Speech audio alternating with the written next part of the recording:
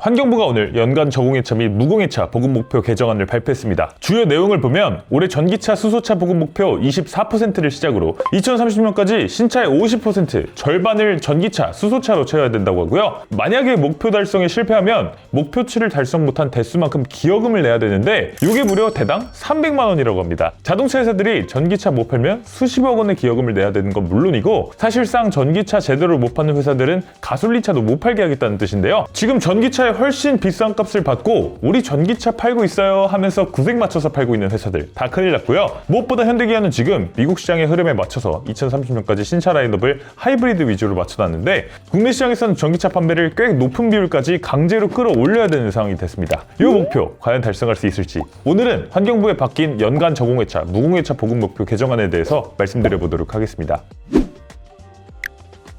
환경부는 친환경차 보급 확대를 위해서 지난 2020년부터 저공해차, 무공해차 보급 목표를 설정해왔습니다. 저공해차와 무공해차는 범위가 조금 다릅니다. 저공해차는 하이브리드까지 포함한 넓은 의미의 친환경차고요. 무공해차는 말 그대로 배출가스가 아예 안 나오는 차, 그래서 전기차와 수소차만을 의미하는 단어입니다. 그래서 2020년 4월에 환경부가 처음으로 저공해차 15% 목표를 제시했고요. 그 다음해인 2021년에 무공해차 10% 목표를 별도로 설정하고 2023년에는 목표를 업데이트하면서 작년 기준으로 전체 신차 중에서 저공해차는 26%, 이 중에서 무공해차는 22%를 보급하는 게 목표였습니다. 그런데 여기서 함정이 있는 게 여기서 말하는 22%는 실제로 판매량의 22%를 얘기하는 게 아니라 종합 점수의 22%를 말하는 겁니다. 그러니까 지금까지는 차 종류마다 쳐주는 점수가 달랐어요. 구체적으로 환경부가 발표했던 점수 계산표가 있는데 이렇습니다.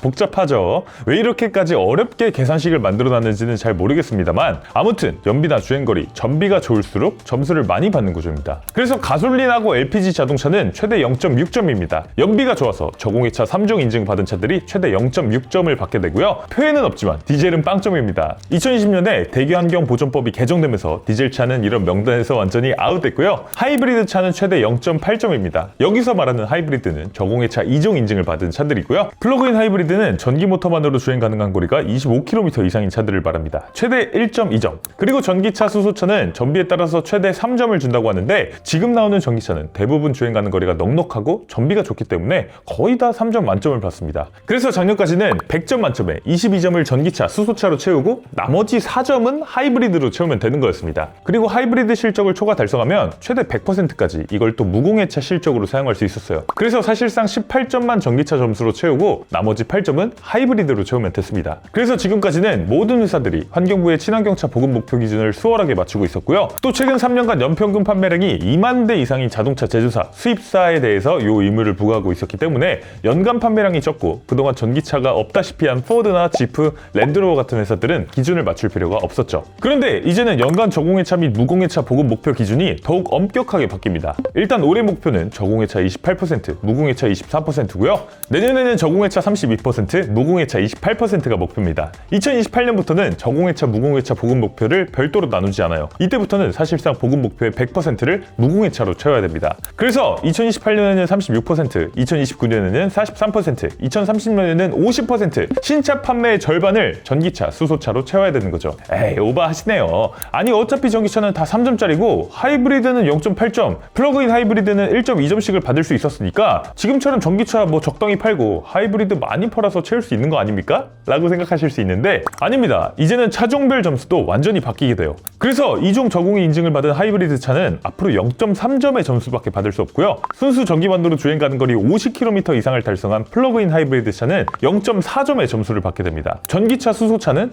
이제 그냥 1점이에요. 그리고 2028년부터는 저공해 자동차 초과 실적을 무공해 자동차 실적으로 사용할 수도 없게 됩니다. 야, 이제 진짜 전기차를 제대로 팔지 않으면 점수를 다 채우기가 어려워졌죠. 하이브리드 차가 대당 0.3점으로만 인정이 되니까 만약에 하이브리드 차로만 50점을 맞추려면 이 하이브리드 차를 167% 보급해야 된다는 계산이 나오니까 하이브리드만으로는 어떻게 해서든 절대 목표 점수 달성이 불가능하게 되고요. 진짜로 2030년에는 되도록이면 전기차를 50% 가까이 팔아서 점수를 맞추는 게 좋고 정말 최소한으로 계산을 한다고 하더라도 자동차 브랜드마다 최소 30% 20%는 전기차, 나머지 70%를 다 하이브리드로 채워야 50점을 맞출 수 있다는 계산이 나옵니다. 그런데 실제로는 저때 2030년에도 내연기관차를 아예 안 팔고 있지는 않을 테니까 현실적으로는 40% 이상이 전기차, 나머지 일부는 하이브리드차, 또 일부는 내연기관차, 이런 식으로 보급을 하는 것이 각 자동차 브랜드들에게 현실적인 목표가 될 걸로 생각됩니다. 물론 여기에도 살짝 현대기아 전기차들에게 유리한 부분이 있기는 합니다. 무공해 상용차 판매에 대해서는 추가 점수를 인정해준다는 내용이에요. 여기 상세 내용을 보면요, 소형 전기 수소 승합 자동차는 1.5점을 인정해줍니다. 전기차 수소차 중에서 11인승부터 15인승까지 차를 말았는데 지금 시점에서는 국내에서 나올 수 있는 차가 한 대밖에 없죠. 현대 스타리아 전기차입니다. 추가점 0.5점을 받고요. 이후에는 기아 PV7이나 PV9 같은 차가 또 소형 전기 승합차 추가점을 받을 수 있게 될 걸로 예상됩니다. 소형 전기 수소 화물 자동차도 1.5점을 추가로 받는데 요거는 기아 PV5 카고 같은 전기차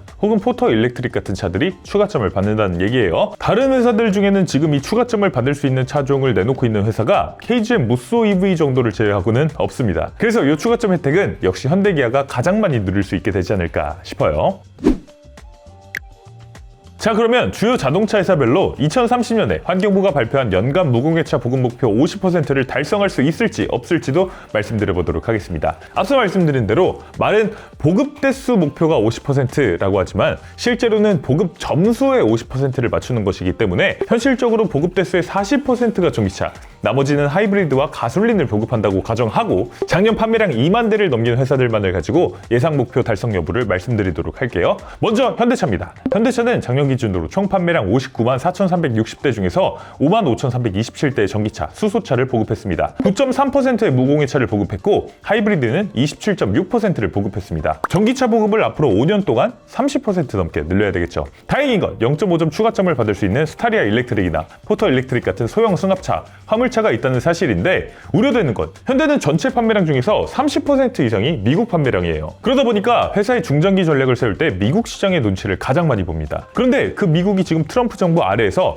연비 규제를 대폭 완화하고 전기차 세액 공제를 폐지하고 이런 등등의 전기차 속도 조절을 하고 있죠. 현대차도 이런 미국 시장의 흐름에 맞춰서 전기차 신차는 조금 줄이고 하이브리드를 위주로 중장기 전략을 재편했습니다. 2030년까지 나올 전기차 새로운 라인업이 일단 지금은 계획된 것이 없습니다. 물론 기존에 있던 라인업인 아이오닉5 전기차가 2028년쯤에 2세대 모델이 나오게 될 거고요. 이후에 아이오닉 6, 9도 2세대 모델이 나오게 되겠지만 그런 신차 말고 지금까지 없었던 전기차 라인업이 새로 추가되는 건 없습니다. 아이오닉 3가 있기는 한데 이건 유럽 전용 모델이죠. 우리나라에도 아직 출시될 계획이 없습니다. 그러면 지금 기존에 있던 아이오닉 시리즈, 캐스퍼 코나 전기차 뭐 이런 차들만 갖고 보급 목표를 맞출 수 있을까 살짝 걱정되기는 합니다. 물론 추가점을 받을 수 있는 소형 승합차, 화물차가 있고 현대차는 전기차 위에 모든 내연기관 라인업에 하이브리드를 추가해서 하이브리드 판매 비율을 크게 끌어올릴 수 있기는 합니다만 그런 것까지 감안하더라도 2030년 무공해차 보급 목표를 여유 있게 맞출 수 있을 것 같지는 않습니다. 뭐 겨우겨우 맞출 수 있을 것 같아요. 다음은 기아입니다. 기아는 작년 총 판매량 54만 8,207대 중에서 전기차는 10.7%, 하이브리드는 30.3%를 보급했어요. 현대차보다는 친환경차 보급 비율이 이미 더 높고요. 기아도 작년 인베스터데이 발표 자료에 따르면 사실 올해 유럽 전력형 전기차 EV2를 새로 내놓는 것을 제외하면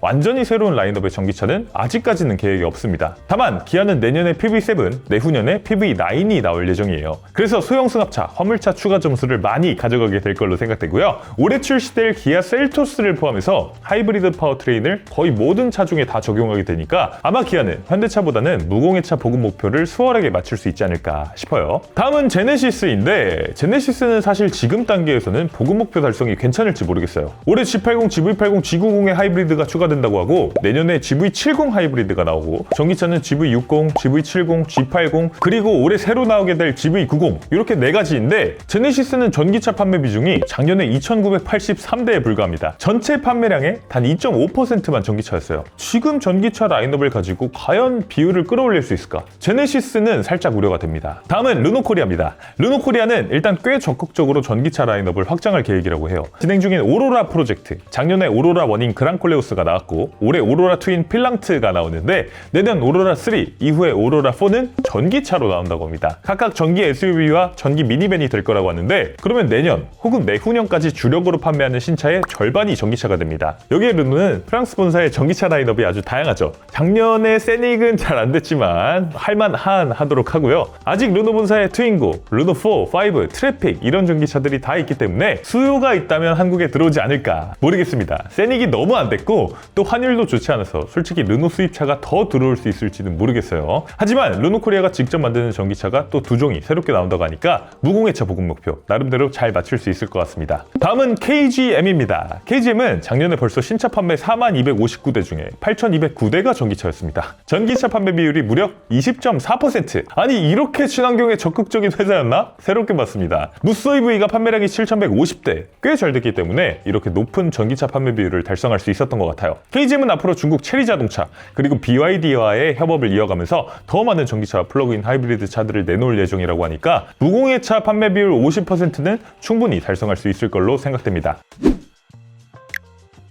다음은 수입차인데요. 작년에 연간 2만 대를 넘게 판매한 브랜드는 3개밖에 안 됩니다. BMW, 벤츠, 테슬라. 이 중에서 테슬라는 전기차만 파니까 2030년이든 그 이후든 이 무공해차 판매 목표는 100% 달성했고요. 남은 건 BMW와 벤츠인데 BMW는 일단 전기차 라인업은 다 갖추고 있어요. 원래 파워 오브 초이스라는 전략을 써왔는데 1시리즈를 사든 3시리즈를 사든 5시리즈, 7시리즈를 사든 우리는 모든 차 중에서 모든 파워트레인을 만들어 놓을게. 이 중에서 소비자분들이 원하는 파워트레인을 골라서 타세요 라는 전략이었죠. 문제는 가격이죠. 5시리즈 기준으로 가솔린하고 전기차 시작 가격이 1,500만 원 차이가 나다 보니까 대부분의 소비자들이 그냥 가솔린을 선택했고 전기차 라인업이 풍부함에도 불구하고 판매 비율이 7.5%에 불과했는데 앞으로가 중요할 것 같습니다. 완전히 새로운 노예 클래스 전기차들이 나오면서부터는 이제 진짜 그동안 비어있던 라인업에도 모두 다 전기차가 나오게 되는데 결국은 가격 설정을 어떻게 할지가 관건이라고 생각됩니다. 전기차의 매력도를 확 높여줄 수 있는 가격대를 설정한다면 BMW는 2030년에 무공해차 판매 비율을 충분히 달성할 수 있을 거고요. 지금처럼 전기차가 구색은 갖춰놨지만 훨씬 더 비싼 가격이라면 브랜드 자체의 경쟁력을 잃어버리게 되지 않을까 생각됩니다. 마지막으로 메르세데스 벤츠입니다. 벤츠도 이제 브랜드의 새로운 전기차 시대가 열렸습니다. 그동안의 EQ 시리즈는 잊어라! 그건 실수였다 이거죠. 이제는 with EQ 테크놀로지 기존 라인업에 전기차 버전을 추가해놓는 형태가 됩니다. 올해 CLA, GLC를 시작으로 앞으로 모든 라인업에 전기차가 추가가 될 텐데 메르세데스 벤츠도 역시 BMW와 마찬가지로 관건은 가격일 것 같아요. 진짜 미래차 시대로의 전환을 각오한 가격으로 전기차를 출시한다면 분명히 잘 될 거라고 생각하고요. 계속해서 내연기관 세일즈를 포기하지 못한다면 역시 벤츠의 영광도 과거의 기억으로 남게 되겠죠. 기존의 엔진 시대의 수입차 왕자를 지키던 두 브랜드가 앞으로 어떤 결단을 내리게 될지 그걸 지켜보는 재미도 있을 것 같습니다. 환경부는 전기차 전환 본격적인 드라이브를 걸었습니다. 미국이나 유럽이 전기차 전환에 약간의 속도 조절을 하고 있는데 우리나라는 그들보다 먼저 전기차 시대로 전환해서 시장의 경쟁력을 확보한다는 취지일 거예요. 결국 2030년에 무공해차 보급 목표를 여유롭게 달성하는 회사는 정해져 있을 겁니다. 규제가 무서워서 억지로 맞춘 회사가 아니라 소비자가 사고 싶어서 줄을 서는 매력적인 전기차를 만든 회사겠죠. 현대기아, 르노, KGM, 그리고 벤츠, BMW까지 과연 누가 이 50점 만점짜리 숙제를 가장 멋지게 해결해낼지 앞으로 나오는 신차들도 꼼꼼하게 살펴보면서 전해드리도록 하겠습니다. 여러분의 솔직한 생각은 댓글로 자유롭게 남겨주시고요. 구독, 좋아요, 알림 설정도 꼭 부탁드리면서 오늘 차 플레이는 여기서 인사드리겠습니다. 이영빈이었습니다. 감사합니다.